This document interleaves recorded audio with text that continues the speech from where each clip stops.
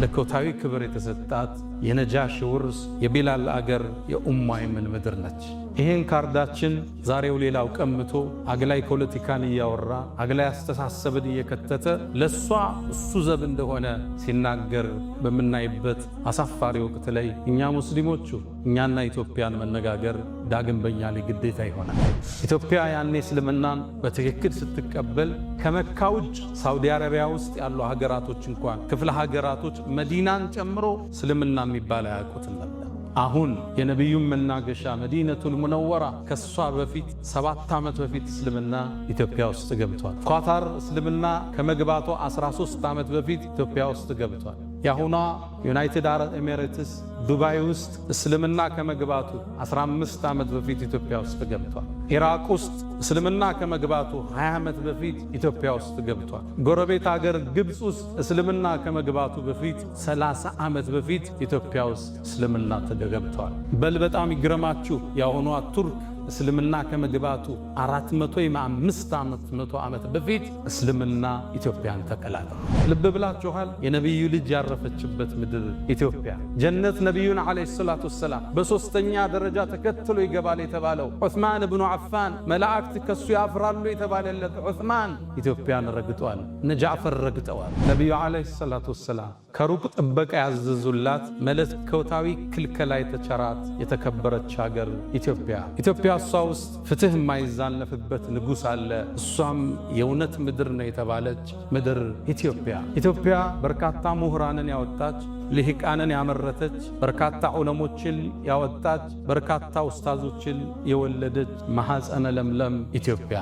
ልብ ብላችኋል? የነቢዩ ልጅ ያረፈችበት ምድር ኢትዮጵያ ጀነት ነቢዩን ዓለይሂ ሰላቱ ወሰላም በሶስተኛ ደረጃ ተከትሎ ይገባል የተባለው ዑስማን ብኑ አፋን መላእክት ከሱ ያፍራሉ የተባለለት ዑስማን ኢትዮጵያን ረግጧል። እነ ጃዕፈር ረግጠዋል። አሳዛኝ ሆኖ ትርክቱ ተበላሽቶ በቢላል ስም የሚጠራ ጎዳና ማጣታችን፣ በቢላል ስም የሚጠራ ሙዚየም ማጣታችን አሳዛኝ ነው። እንደ ሀገር እንደ መንግስት ማለት ነው። ኢትዮጵያ 31 ሰሃባዎች ከርሰ ምድሯ ውስጥ አጸደ ገላቸው አረፏል። 31 ሰሃባ እንደተቀበሩ ታውቃላችሁ? ይህን ታሪክ ማን ያወራል? በርካታ ሰሃባዎች እትብታቸው የተቀበረበት የተወለዱበት መሬት ነው ኢትዮጵያ። ለእኛ ኢትዮጵያ ቀላል። ይህን ታሪኳ ግን ዛሬ ተቀብሮ አግላይ ጸሐፊዎች ጽፈዋት ኢትዮጵያ የሆነ ቀለም እንድትዝ የሆኑ ሰዎች ውርስ ብቻ እንድትመስል አንዱ መጤ ሌላኛው ደግሞ ባለርስት ተደርጎ እንዲታሰብ ተደርጓል። አክሱምን ትመርጥና የሐረርን ግንብ ትረሳል። ላሊበላን ታነሳና ሶፍ ዑመር ዋሻን ትዘነጋለ። ሶፍ ዑመር ዋሻ በዓለም ዩኔስኮ የተመዘገበ ትልቅ ታሪካችን ነው። ግን ሶፍ ዑመር አሕመድ ስለሚባሉ የታሪክ ክፍል ታረጋቸው አልፈለግም። ሚኒሊክ ብለህ ታገዝፈውና ኢማሙ አሕመድ ሲመጣ ደግሞ ግራኝ የሚል ታፔላ ትሰጠዋል። በዚህ መልኩ ሀገራት እየተዘለለ እየተመረጠ የተወሰኑ ሰዎች ብቻ የሚታወሱበት ሌሎች የተደፈቁበት ሀገር መሰረት። ይሄ የታሪክ ትርክትና አስተሳሰብ ነው ዛሬ አክሱም ላይ ያሉ ወንድሞቻችንን መከራ እያበላቸው ያሉ። ሙስሊሞቹ እዛው ተወልደው ቋንቋቸው እዛው እትብታቸው እዛው ተቀብሮ ዛሬ ለመቀበር 30 እና 50 ኪሎ ሜትር ከከተማዋ መውጣት ይጠበቅባቸው። ይሄ ትርክት ይሄን አስተሳሰብ ፈጥሮ አለፈ። ይሄ ቅድም ያወራሁት የታሪክ አጻጻፍ ሂጃብ እህቶቻችን ለብሰው እንዳይሰግዱ ስንክሳር ሆኗል። አሁን በየፖለቲካው ምህዳር የምታዩት ንግዱ ቦታ ላይ የምታዩት ክፍተቶች ሁሉ የዚህ አስተሳሰብ ውጤት ነው። ከፈሎ መጤ ከፈሎ ደግሞ ባላለ። እዚህ ሀገር ቀድሞ የገባው ማለት ነው ክርስትና ወይስ እስልምና? ከሰሜኑ አካባቢ ክርስትና ቀድሟል። አዲስ አበባን ይዞ ወደ ታች ደግሞ እስልምና ቀድሟል። ሚኒሊክ ግዛታቸውን አስፋፍተው ሐረርን ጅማን ከማቀፋቸው በፊት ጅማ እኮ እስላማዊ ሀገር ነች። ሀዲያ እኮ እስላማዊ ሀገር ነች። ሐረር እኮ እስላማዊ ሀገር ነች። የእስልምና የመገበያያ ሳንቲም ያላት ሀገር ነች። የራሷ ጦር ያላት ክፍለ ጦር ያላት ሀገር እኮ ነች። እሷን ስታቅፋት እስልምና ቀድሞ ነበር እዛ ውስጥ። ስለዚህ አዲሷ ኢትዮጵያ ውስጥ የሆነ ቦታ ላይ ቀድሞ ይገባል፣ የሆነ ቦታ ደግሞ ቀድሞ ሌላ ሃይማኖት ገብቷል። የሁለቱ ውህደት ነው። እንደ ድሮ አንዱ አንዱን ደፍቆ የሚኖርበት ታሪክ አክትሟል፣ ተቀብረዋል። አሁን ሁሉ ጋር አቅም አለ፣ ሁሉ ጋር ቁጥር አለ፣ ሁሉ ጋር ጉልበት አለ። አሁን የሚነሳው ክፍተት፣ አሁን የሚነሱ ግጭቶች እንደ ድሮ በቀላሉ የሚቆሙ አይደለም። ውድመቱ ከባድ ነው። የሚያዋጣን አንድ ነገር ብቻ፣ መደመር፣ መሰላሰል፣ መሰባጠር፣ አብሮ መጓዝ፣ መጣመር ብቻ። ተባብረን እንደግ ስትል የእናንተም የእኛም ሀገር ነው። ሁሉም እኩል ነፃነት አግኝቶ ሁሉም ቤተ እምነቱን ገንብቶ ሁሉም ሃይማኖቱን በነፃነት አድርጎ ከዛ በኋላ ያለውን በእውቀት እንደኛኝ ያና ሃይማኖት ከኔጋ በእውቀት አውርደን እውቀት ሲያሸንፍ አባል ይሆን።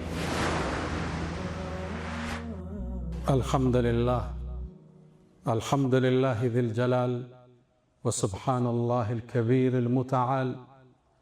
الحمد لله منزل الكتاب مجري السحاب حازم الأحزاب. حمدا لك اللهم لما أسبغت من النعم وصرفت من النقم وأكثرت من العطاء وكشفت من الغطاء.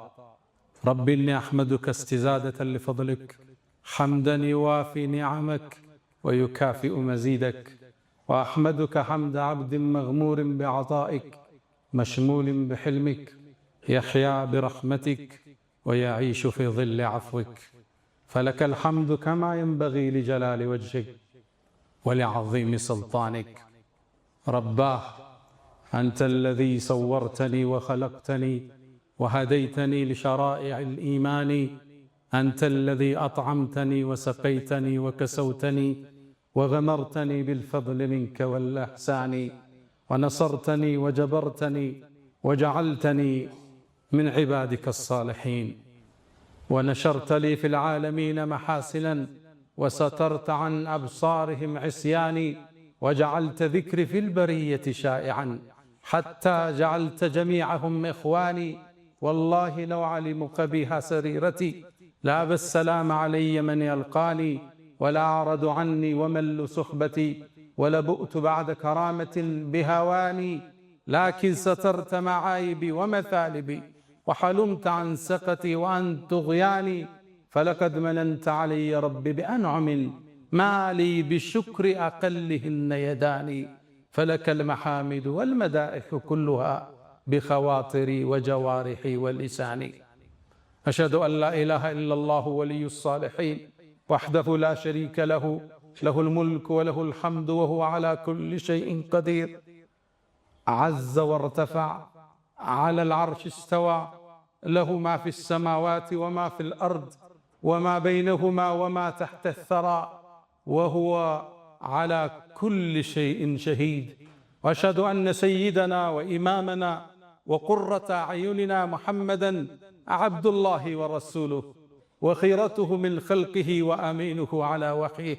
بعثه الله بين يدي الساعة بشيرا ونذيرا وداعيا إليه بإذنه وسراجا منيرا. فتح الله به أعينا عميا وآذانا سما وقلوبا غلفا وتركنا على المحجة البيضاء ليلها كنهارها لا يزيغ عنها إلا هالك. يا من تحبون النبي محمدا صلوا عليه وسلموا طول المدى. فصلاتكم وسلامكم نورا لكم بأمسكم وبيومكم ولكم غدا. إن الصلاة على النبي وآله يشدو بها من شاء أن يتعطر.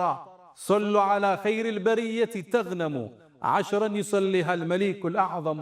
من زادها ربي يفرج همه والذنب يعفى والنفوس منعم. بأبي أنت وأمي يا خير الورى فصلاة ربي والسلام معطر. عباد الله أوصي نفسي الخاطئة وإياكم بتقوى الله. ولقد قال تعالى ولقد وصينا الذين أوتوا الكتاب من قبلكم وإياكم أن اتقوا الله. يا أيها الذين آمنوا اتقوا الله حق تقاته ولا تموتن إلا وأنتم مسلمون. يا أيها الذين آمنوا اتقوا الله وقولوا قولا سديدا يصلح لكم أعمالكم ويغفر لكم ذنوبكم ومن يطع الله ورسوله فقد فاز فوزا عظيما. معشر المؤمنين ባለን አጭር ሰዓት ከፊት ለፊት ያለውን ደመና እየተጠባበቅን ስለ ውዷ ሀገራችን ስለ ኢትዮጵያ እናወራለን። ኢትዮጵያ የበርካታ ብሔር ብሔረሰቦች ምድር፣ ቀለመ ብዙ፣ ብሔረ ብዙ፣ ቋንቋ ብዙ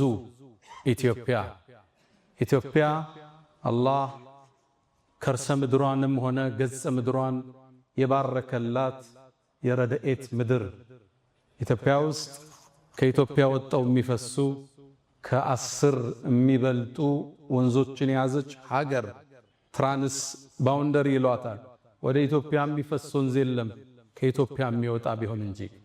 ኢትዮጵያ ከ30 የማያንሱ ስመጥር ሐይቆችን የያዘች ምድር። ሳውዲ አረቢያን ብንወስድ አንድ ሐይቅ የላትም። ኢትዮጵያ ግዙፉን ጣናን ጀምሮ ስመጥር 30 ሐይቆችን አላህ የሰጣት የባረካት ምድር። ኢትዮጵያ ስምጥ ሸለቆ ማለፊያ የሆነች በርካታ ማዕድንን፣ ነዳጅን፣ ወርቆችን፣ አልማዞችን የያዘች የተባረከች ምድር ኢትዮጵያ። ኢትዮጵያ ከ2000 በላይ በስም የሚታወቁ ተራሮችን የያዘች ሀገር።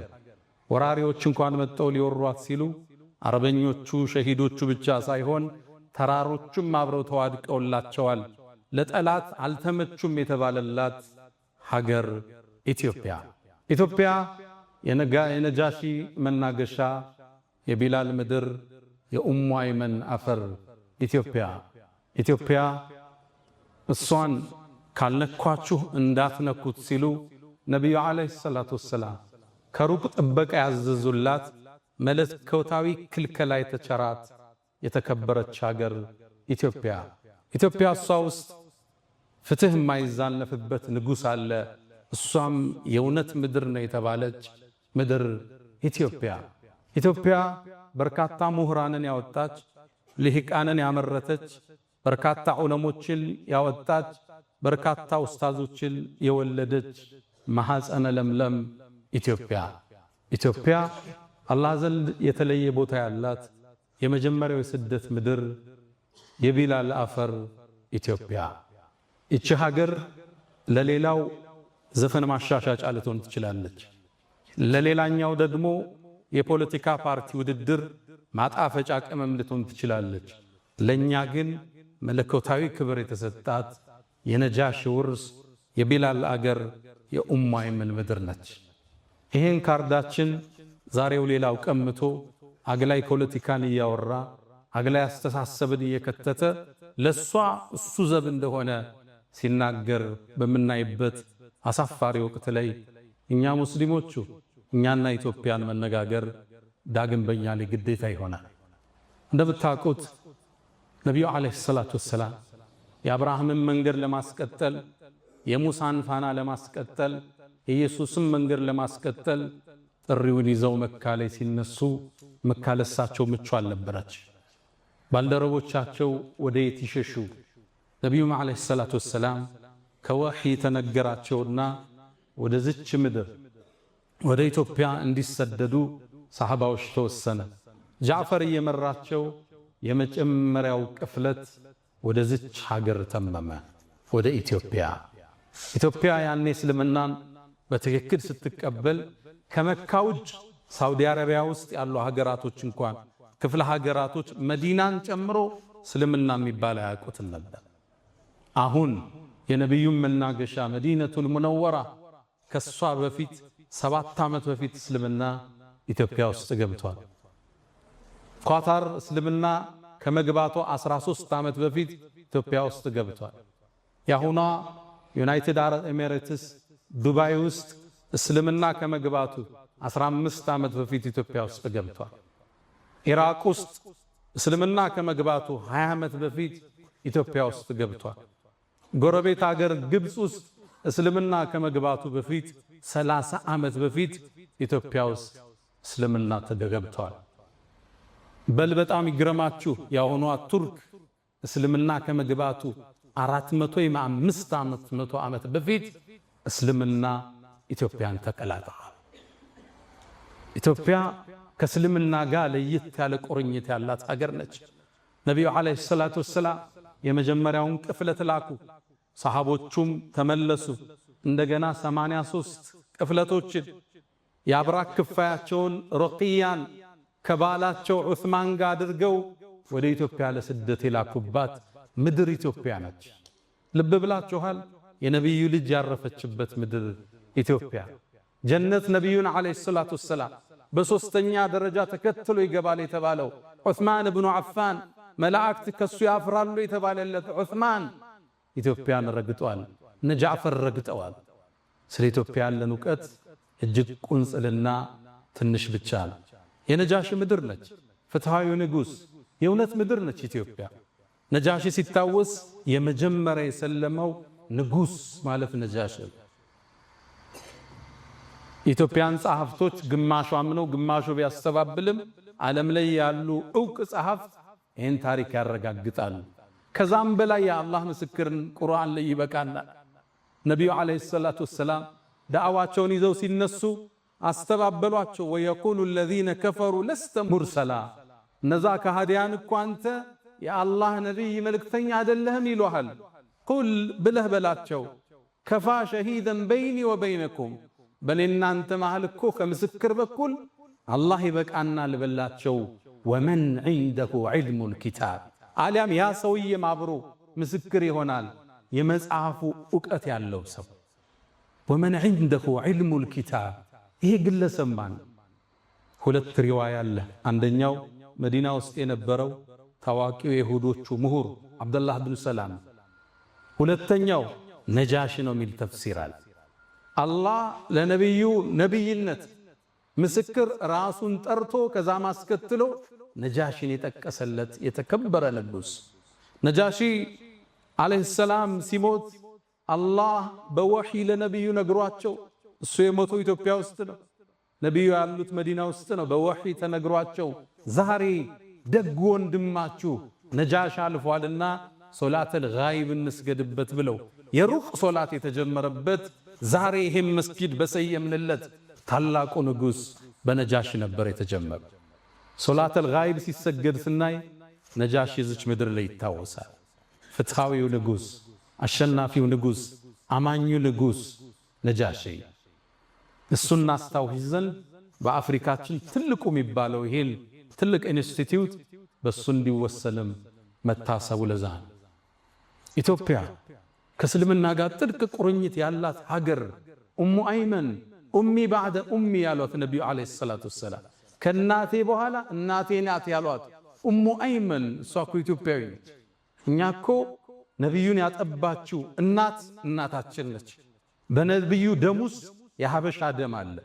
እኛ ከነቢዩ ደም ጋር ተቀላቅለናል። ከጅማታቸው ጋር አብረን ተሰፍተናል። ኢትዮጵያና እስልምና አንድና ያው ናቸው፣ ሚለያዩ አይደለም። ኢትዮጵያ የቢላል ምድር ነች። የነቢዩ ዓለይሂ ሰላቱ ወሰላም የመጀመሪያው ሙአዚን ቢላል ረዲየላሁ ተዓላ አንሁ። ምን ነው ቢላል ኮቲህን ጀነት ውስጥ ሰማሁት እሳ የተባለለት ቢላል። የሰው ልጆች ሁሉ ጀነትን ይናፍቃሉ፣ ጀነት ደግሞ ምትናፍቃቸው ሰሃባዎች አሉ ተብለው ከተጠቀሱት ውስጥ አንዱ ቢላል ይገኝበታል። እኛ ጀነትን እናፍቃለን፣ ጀነት ደግሞ ቢላልን ትናፍቃለች። የሱ ምድር ነች ኢትዮጵያ። አሳዛኝ ሆኖ ትርክቱ ተበላሽቶ በቢላል ስም የሚጠራ ጎዳና ማጣታችን፣ በቢላል ስም የሚጠራ ሙዚየም ማጣታችን አሳዛኝ ነው። እንደ ሀገር እንደ መንግስት ማለት ቱርክ ውስጥ ብትሄዱ ከኛ በኋላ 400 500 ዓመት እስልምና የተቀበለው ቱርክ ውስጥ ካሏት 85,000 መስጊዶች ውስጥ በርካቶችን ቢላል ተብለው ተሰይመዋል። ቱርክ ውስጥ ሙአዚን ሆነ ስትመረቅ ሰልጥነ የቢላል ወራሽ የሚል ሰርቲፊኬት ይሰጣል። ኩዌት ውስጥ ብትሄዱ የቢላል ጎዳና የሚል ታገኛላችሁ። ሳውዲ አረቢያ ውስጥ ያልተወለደበት እቺ ምድር ትላልቅ ሰሃባዎችን የነቢዩን ባልደረቦችን ያመረተች ምድር ኢትዮጵያ። ኢትዮጵያ ለኛ ቀልድ አይደለች። ለሌላው ዘፈን ማሻሻጫ ነች፣ ሌላው ስልጣን ማጽኛ ነው፣ ለሌላው የፖለቲካ ካርድ መሳቢያ ነው። ለኛ ግን የነቢዩ አደራ ነች። እኛንን የመጀመሪያው አንሷሮቹ ሙሃጅርና አንሷር እንሰማለን። ከመካ ተሰደዱ ወደ መዲና ስደተኞች አሉ፣ ሙሃጅር አንሷር አሉ፣ ዲኑን የረዱ። እኛንን ግን የመጀመሪያው አንሷሮች ለዚህ የነቢዩ ሰሃባ ባልደረቦች የተቀበልን ኢትዮጵያ 31 ሰሃባዎች ከርሰ ምድሯ ውስጥ አጸደገላቸው አረፏል። 31 ሰሃባ እንደተቀበሩ ታውቃላችሁ? ይህን ታሪክ ማን ያወራን? ቱርክ ውስጥ አንድ ሰሃባን የተቀበሩ ኢስታንቡል ጫፍ መግቢያ ላይ አቡ አዩብን አልአንሳሪ እዚህ ኹጥባ ላይ አንስተነዋል። ቱርኮቹ ይሄን አንድ ሰሃባ አገኘን ብለው ሱልጣን የሚል የነገስታት ማዕረግ ሰጠውት፣ ዘበኛ አስቀምጠውለት፣ መስጂድ ከጎን ሰርተው አሁን የሚጎበኝ የቱሪስት መስህብ አድርገዋለች። ቻይና ውስጥ ያለው አንድ ሰሃባ ነው። እሱ ግን ተካብዶ ኢንሳይክሎፒዲያ ውስጥ ታገኙታላችሁ። ኢትዮጵያ 31 ሰሃባዎች ያረፉባት ምድር ነች። በርካታ ሰሃባዎች እትብታቸው የተቀበረበት የተወለዱበት መሬት ነው ኢትዮጵያ። ለኛ ኢትዮጵያ ቀላል አይደለች። የነብዩ አደራ ነች። የነብዩ ሰሃባዎች አሻራ ያለበት ምድር ነች ኢትዮጵያ ስትባል። ለሌላው ቀልድ ማጫወቻ፣ ማላገጫ፣ ማዳመቂያ ሊሆን ይችላል። እኛ እንደሷ እንደራደረን በዝቻል። ለኛ ልዩ አገር ነች። የመሻይኾች ምድር ነች። የዑለማዎች ምድር ነች። በርካታ ዓሊሞችን ያፈለቀች ሀገር ነች ኢትዮጵያ። እቺ ምድር ከኛ ጋር ሲታወስ ትልቅ ቁርኝት አላት። ይህን ታሪኳ ግን ዛሬ ተቀብሮ አግላይ ጸሐፊዎች ጽፈዋት ኢትዮጵያ የሆነ ቀለም እንድትዝ የሆኑ ሰዎች ውርስ ብቻ እንድትመስል አንዱ መጤ ሌላኛው ደግሞ ባለርስት ተደርጎ እንዲታሰብ ተደርጓል። የዘመኑ ምሁራኖች የኢትዮጵያ ታሪክ እንዴት ተጠና ብለው 3 እርከኖችን ያወርዳሉ። አጋጣሚ ዩኒቨርሲቲው እጃቸው ላይ ገባና ሕገ መንግሥትን የማርቀቅ ዕድል እጃቸው ላይ ወደቀና ይችን አገር በወዟት ታሪኳን አጠፉት። ሌላውን አስጠግተው ከፈለውን አገለሉ። ታሪክ የሌላት እምታወዛግር ሰላሟ ሁሌም ስጋት ውስጥ ያለ ሀገር አደረጓት። አንዱን አገለው አንዱን አቀፉ። የተገለለው እኔስ ማለቱ ሁሌም አይቀር። ታሪክን ሲያጠኑ በ3 እርከን አጠኑት። የመጀመሪያው ሴሌክሽን ይሉታል፣ መምረጥ ታሪክ። ሁለተኛው ኦሚሽን፣ ሌላውን ታሪክ መደበቅ። መደበቅ ያልቻሉትን ደግሞ 3ኛው እርከን ዲሞናይዜሽን፣ ማጨላለም ይባላል። የመጀመሪያው ሴሌክሽን ትመርጣለህ። አክሱምን ትመርጥና የሐረርን ግንብ ትረሳለህ። ላሊበላን ታነሳና ሶፉመር ዋሻን ትዘነጋለህ። ሶፉመር ዋሻ በዓለም ዩኔስኮ የተመዘገበ ትልቅ ታሪካችን ግን ሶፉመር አሕመድ ስለሚባሉ የታሪክ ክፍል ታረጋቸው አልፈለግ። በርካታ ዑለማዎች የወጡበት ያ ዋሻ ዓሊሞች የፈለቁበት ነው። በበርካታ ቋንቋ ኪታቦች የተቀራበት ዋሻ ነው። ግን የታሪክ ፓርት ልታረገው አልፈለግ። እሱ ዘለኸው አልፍራ። ልትዘለው ደግሞ ያልቻልከውን ታጨላለመዋለህ። ዲሞናይዜሽን ሚኒሊክ ብለህ ታገዝፈውና ኢማሙ አሕመድ ሲመጣ ደግሞ ግራኝ የሚል ታፔላ ትሰጠዋል። በዚህ መልኩ ሀገር አትሰራ። ታሪክ 3 ነገሮች ላይ ይነጥራል። የመጀመሪያ ሂስቶሪካል ፊገር ይባላል። ግለሰቦች አሉ የሚታወቁ የሚነሱ። ሁለተኛው ሂስቶሪካል ኢቨንት አለ፣ የተከሰተ ክስተት አለ እንደ አድዋ አይነት እንደ ሌሎች። ሶስተኛው ሂስቶሪካል ፔሪድ አለ፣ ጊዜ አለ። ሶስቱም ግን ቅድም ባልኳቸው የምርጫ ዘይቤ ተመርጦ የኢትዮጵያ ታሪክ ምንድነው ስትል እየተዘለለ እየተመረጠ የተወሰኑ ሰዎች ብቻ የሚታወሱበት ሌሎች የተደፈቁበት ሀገር መሰረት። ይሄ የታሪክ ትርክትና አስተሳሰብ ነው ዛሬ አክሱም ላይ ያሉ ወንድሞቻችንን መከራ እያበላቸው ያለ። አክሱም የኢትዮጵያ ክፍል ነች። መጀመሪያ እስልምናን የተቀበለ ምድር ነው። ሙስሊሞች እዛው ተወልደው ቋንቋቸው እዛው እትብታቸው እዛው ተቀብረው ዛሬ ለመቀበር 30 እና 50 ኪሎ ሜትር ከከተማዋ መውጣት ይጠበቅባቸዋል። ለምን ስትላቸው አክሱም ዳግማዊ ኢየሩሳሌም ነች ይለዋል። እሺ ኢየሩሳሌም እስራኤል ውስጥ መስጂድ አለ፣ ሙስሊሞች አሉ፣ ሙስሊሞች ይከበራሉ ዋናው ቦታ ላይ። እዚህ ለምን ከለከልካቸው? ሕገ መንግሥቱ የሃይማኖት ነፃነትን አውጇል። አንተ ለምን ነፈካቸው? አክሱም ውስጥ መጠጥ ቤቶች አሉ፣ ሺሻ ቤቶች አሉ፣ ይጠጣል፣ ይጨሳል። ሶላት ያው ሙስሊሞች የመሬምን ቅድስነት የተቀበሉ የኢየሱስን ነብይነት ያጸደቁ ክርስቲያኖችን የመጽሐፍ ሰዎች ብለው ያሉት ሙስሊሞች መጠጥ ከሚጠጡ ተራቁበት። ምናልባት በዚህ አጋጣሚ ክቡር ጠቅላይ ሚኒስትርን ለተናገሩት ንግግር አመሰግናለሁ። አክሱም ውስጥ ያሉ ሙስሊሞች 30 ኪሎ ሜትር ሄደው እንዲቀበሩ ከተገደዱ የሞቱት የከለከሉት ናቸው፣ ያ ሰውዬ አይደለም ብለዋል። ይሄ ትርክት ይሄን አስተሳሰብ ፈጥሮ አለፈ። ይሄ ቅድም ያወራሁት የታሪክ አጻጻፍ ሂጃብ እህቶቻችን ለብሰው እንዳይሰግዱ ስንክሳር ሆኗል። አሁን በየፖለቲካው ምህዳር የምታዩት ንግዱ ቦታ ላይ የምታዩት ክፍተቶች ሁሉ የዚህ አስተሳሰብ ውጤት ነው። ከፈለው መጤ ከፈለው ደግሞ ባላገር። እሺ እንስማማ ብለህ ጠይቅ። እዚህ ሀገር ቀድሞ የገባው ማን ነው? ክርስትና ወይስ እስልምና? ከሰሜኑ አካባቢ ክርስትና ቀድሟል። አዲስ አበባን ይዞ ወደ ታች ደግሞ እስልምና ቀድሟል። ምኒልክ ግዛታቸውን አስፋፍተው ሐረርን ጅማን ከማቀፋቸው በፊት ጅማ እኮ እስላማዊ ሀገር ነች። ሀዲያ እኮ እስላማዊ ሀገር ነች። ሐረር እኮ እስላማዊ ሀገር ነች። የእስልምና የመገበያያ ሳንቲም ያላት ሀገር ነች። የራሷ ጦር ያላት ክፍለ ጦር ያላት ሀገር እኮ ነች። እሷን ስታቅፋት እስልምና ቀድሞ ነበር እዛ ውስጥ።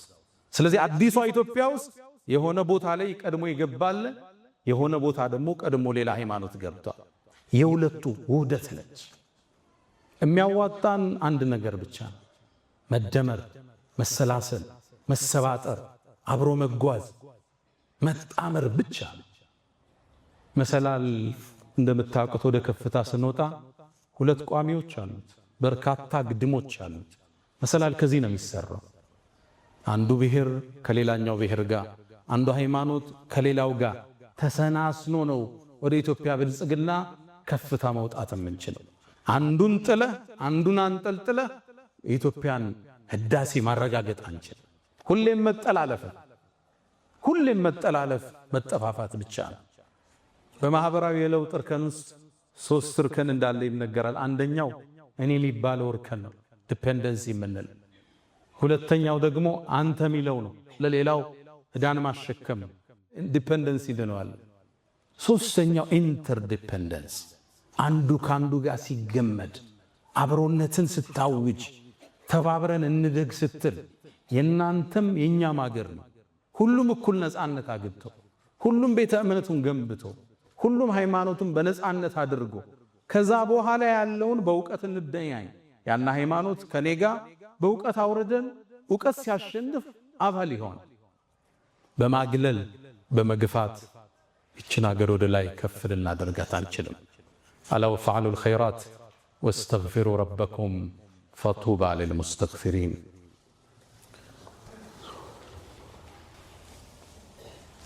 الحمد لله على إحسانه والشكر له على تفضله وامتنانه ولا إله إلا الله تعظيما لشانه وصلى الله وسلم وبارك على رسوله وإخوانه أما بعد ودوች እቺ ሀገር ሰላሟ እንድታገኝ እድገቷ እንዲረጋገጥ ከፍታዋ እንዲሰምር አንዱ ብሔር አንዱን ሊገፋ አይገባ። አንዱ ሃይማኖት ከሌላው ነኝ በላይ ነኝ ብሎ ሊያውጅ አይገባ። በአብሮነት ሁሉም እኩል ተሳትፎ ሁሉም ታቅፎ ሁሉም ነፃነት ተሰጥቶት ከሄደ ሀገር ከፍ ትላለች። እንደ ድሮው አንዱ አንዱን ደፍቆ የሚኖርበት ታሪክ አክትሟል፣ ተቀብረዋል። አሁን ሁሉ ጋር አቅም አለ፣ ሁሉ ጋር ቁጥር አለ፣ ሁሉ ጋር ጉልበት አለ። አሁን የሚነሳው ክፍተት፣ አሁን የሚነሱ ግጭቶች እንደ ድሮ በቀላሉ የሚቆሙ አይደለም። ውድመቱ ከባድ ነው የሚሆን። ድሮ አንዱ ኃያል ይሆንና ሌላውን ደፍጥጦ አስገብሮት ያድራል። አሁን እሱ አይደለችም የኢትዮጵያ ስሪት። ሁሉም አቅም መስርተዋል። እንደ ድሮው ልደፍቀዋቸው ኢትዮጵያን ወደ ማትወጣበት ቀውስ ውስጥ ነው ከተናት የምናልፈው። በዓለማችን የቦክስ ታሪክ ውስጥ ረጅም ዙር የፈጀ የሚባል ቦክስ አለ። በ1893 የተካሄደ 7 ሰዓት ነው የፈጀ። 110 ዙር ነው የተፋለሙት። ፎቶዎችን ብታያቸው ሁለቱም ደም ለብሰዋል፣ አሸናፊውም ተሸናፊ። እንዲህ አይነት ዙር ነው ኢትዮጵያ ውስጥ የሚከሰተው። አንዱ አንዱን ቶሎ ደፍጥጦት ደፍቆት የሚቆም ፍልም አይደለም ይሆን። አንዱ ሲነሳ አንዱ ሲመረቅዝ እችን ሀገር እንዳልነበረች እናደርጋታለን። እሱ እናንተን ላይ ያሳስባችሁ ይችላል። እኛ ግን ኢትዮጵያ ታሳስበናለች። የነብዩ አደራ ስለሆነች። ሁለተኛ ለአዲሱ ትውልድ ምክሬ፣ በትውልድ ግንባታ ውስጥ ተስፋ መልካምን ነገር እንዲያስብ ማድረግ የማህበረሰብን የማነጫ አንዱ ቅመም። የሰው ልጅ ስታኖረው ተስፋ ሰጠው ነው። አይዞ ይነጋል፣ ችግሩ ሲበዛበት ሊነጋ ሲል ይጨላልማል እያልክ ነው ተስፋ ለሰው ልጆች የምትመግበው። ለዛ ነው ነብዩ አለይሂ ሰላቱ ወሰላም ሐዲታቸው ላይ በሽሩ ወላ ቱነፊሩ አበስሩ ሰውን አታስበርግጉ ይላል። ቁርአን ላይ አላህ ይህን ያጸነዋል። አላ ኢነ ነስረላሂ ቀሪብ አዋጅ የአላህ ድል ቅርብ ነው ይላል። አለይሰ ሱብሑ ብቀሪብ ንጋቱ ቅርብ አይደለም እንደ ይላል አላህ። ከጭንቀት በኋላ መፍትሄ አለው አይዟችሁ ይላል። ትውልድ የሚታነጸው ተስፋ በመስጠት ነገ የተሻለ ይሆናል ብሎ እንዲያስብ በማድረግ እንጂ አገር ሙታለች ዳስ ጣል ብለህ ለትውልድ አይነገር። ወስያዬ ለወጣቶች እሱ ነው። ዳሱን አፍርሱትና ደስ የሚለው ተስፋ ላይ ተቅጣጩ። እቺ ሀገር የተሻለች ትሆናለች። እቺ ሀገር ከስንክሳሯ ወጣ ወደ ከፍታዋ መውጣቱ አይጠራጠር። ከውለት በፊት እርግዝና አለ። እርግዝና ምጥ ይበዛዋል። እርግዝና ማቅለሽለሽ አለው። እርግዝና ቦሚት አለው። እርግዝና ወገብ ያማል አስተኙኝ ይላል። እቺ ሀገር በምታደርገው የግንባታ ጉዞ ውስጥ ስንክሳሮች አይጠፋትም። ሙእሚን ግን የነገውን ብርሃን አሁን ላይ ቆሞ የሚያማትር ማለት ትውልድን አገር ፈርሳለች ዳስህን ጣል ተብሎ አይገነባ። ይሄ ማህበራዊ ሳይንስን የማያውቁ ግለሰቦች ናቸው። ትውልድ እንዴት እንደሚነታነጽ የሊደርሺፕን ሳይንስ የማያውቁ ገጣሚዎች፣ አዝማሪዎች ናቸው የሚሉት። ብዙ ጊዜ ችግሩ ምንድነው? ታዋቂ ሰው ስትሆኑ ማህበረሰብን አትቀላቀሉ። ይሄ ፈተና ይገጥመናል። እኔ ሁሌ እላለሁ ለጓደኞቼ ከእስር በፊት ያለው እኔና ከእስር በኋላ አንድ አይደለም። እስር ቤት ውስጥ ስትገባ ሁሉም ብሔር ስታገኝ ዱርዬውን፣ ባለሀብቱን፣ ኦሮሞውን፣ አማራውን፣ ጉራጌውን አብረህ ስትኖር ስትበላ የኖረኝ ስዕል ግንዛቤላ ከዛ በፊት የነበረኝ አንድ አይደለም። ስትቀላቀለው ማህበረሰቡን በትክክል እቺ ምድር ታውቃታለህ፣ ኢትዮጵያን ትረዳታለህ። ኢትዮጵያ የነብዩ የኛ አደራ ነች። ኢትዮጵያን መጠበቅ፣ ሰላሟን መጠበቅ፣ የጉርብትናን ሐቅ መጠበቅ፣ ለዚች ሀገር እድገት ቅድሚያ ተሰላፊ መሆን የነብዩን አደራ ከመጠበቅ ነው። ኢትዮጵያን ካልነኳችሁ አትንኳት።